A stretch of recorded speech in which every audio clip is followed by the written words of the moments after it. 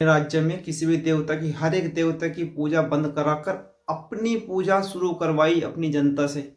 लेकिन सभी जनता तो उसके दबाव में आकर उसकी पूजा करने लग गई, शुरू कर दी उसकी पूजा करनी। बट लेकिन हिरण्यकश्यप का जो लड़का था प्रहलाद, उसने कभी भी अपने पिता की पूजा नहीं की। उसका मानना था कि ईश्वर एक ही है, ब्रह्मा ईश्वर एक ही है। हिरण्यकश्यप का जो लड़का था प्रहलाद, वो विष्णु का बड़ा भक्त था, तो वो विष्णु की पूजा करता था। और यह बात चुभती थी किसको? हिरण्यकश्यप को।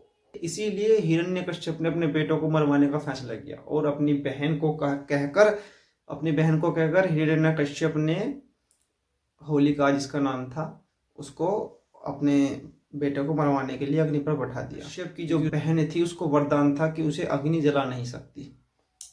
लेकिन विष्णु जी की कृपा ऐसी हुई, प्रहलाद तो बच गया और उसकी बुआ चल बसी। मेरे भाई ये स्टोरी थी। अब ये तो स्टोरी थी, इसलिए आपकी होली मनाई जाती है। मेरा एक और सवाल है भाई आम जनता से, आपसे, कि जब ऐसा काम होने वाला है, ऐसा कहा गया है हमारे पुराणों में कि ईश्वर की मर्जी के खिलाफ एक भी पत्ता नहीं हिल सकता, और जो भी होना होता है वो ईश्वर पहले से ही निर्धारित कर देता है। आपने सुना भी होगा कि हमारे देश में कि भाई ये तो तेरे भाग्य में लिखा था, ये तो होना ही था, तेरे भाग्य में ऐसा ही लिखा था। तो क्या सबका भाग्य ईश्वर लिखता है? और अगर सबका भाग्य ईश्वर लिखता है तो फिर ऐसे असुर पैदा कैसे हो जाते हैं मेरे भाई? वे वरदान मांगेंगे और वरदान मांगने के बाद अहंकारी बन जाएंगे और अपनी ही पूजा करवाएंगे भगवानों के विरुद्ध, और उन्हीं के खिलाफ हथियार शस्त्र उठा लेंगे उन्हें मारने के लिए।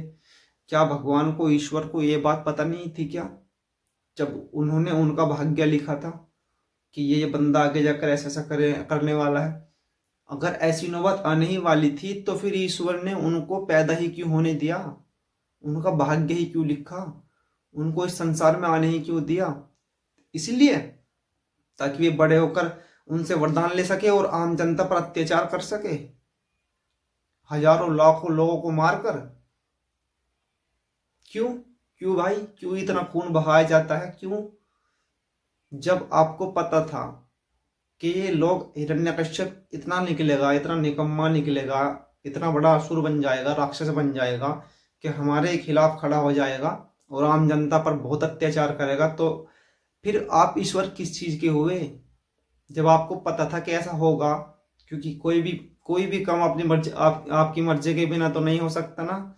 आप ही ने सबका भाग्य लिखा है, आपको तो पता ही होगा हिरण्यकश्यप आगे जाके क्या करेगा। तो मेरे भाई क्यों किया फिर ऐसा? उसे पैदा ही ना होने देते ना, डीडीटी कर देते ना उसे। क्योंकि आप चाहते हो कि इस देश में, इस दुनिया में अशांति छाए, लोग मरे, आपस में लड़ लड़ कर मरे, फूट डले। आपने चाहा होगा तभी तो ये हुआ है, वरना आपकी मर्जी के बिना तो कुछ भी नहीं हो सकता इस देश में। ये तो होगी खैर एक तरफा की बात। दूसरी तरफा की बात मेरे भाई ये है कि उस वक्त, मुझे नहीं पता कि ये बात सच है या झूठ है, लेकिन मैं एक बात कहना चाहूंगा मेरे भाई, कि उस वक्त शायद होलिका ने अपने भतीजों को मारने के लिए इतना सारा ईंधन इकट्ठा करके वो अर्थी बनाई थी उसको मारने के लिए, और ईंधन लगा था उसमें काफी। लेकिन आज की डेट में हमारे देश में हर जगह, हर गांव, हर शहर में, हर कस्बों में, हर नगर निगम में, हर जगह होलिका को फूकने के लिए बड़े बड़े लकड़ियां और ईंधन इकट्ठा किया जाता है, जिससे बहुत प्रदूषण होता है। मेरे भाई क्या एक बात बताओ, आप केवल लकड़ी ईंधन जलाने से क्या वो होलिका जलेगी क्या? आपकी सोच है, ऐसा कुछ भी नहीं होने वाला। जो जलना था वो जल चुका है। लेकिन अब आप लोग गलती कर रहे हो, आप लोग प्रदूषण फैला रहे हो, वायु को प्रदूषित कर रहे हो, वातावरण को प्रदूषित कर रहे हो। आपको पता है कितनी कितनी कार्बन डाइऑक्साइड निकलती है जब आप लोग होलिका को जलाते हो? इतना इतना सारा, कम से कम एक एक दो दो मंजिल इकट्ठा कर लेते हो यार ईंधन। भाई हाथ जोड़ के निवेदन है, ये काम बंद करो। ये प्यार का त्योहार है, त्योहार को प्यार से मनाओ। आपसदारी का त्योहार है, आपसदारी से मनाओ।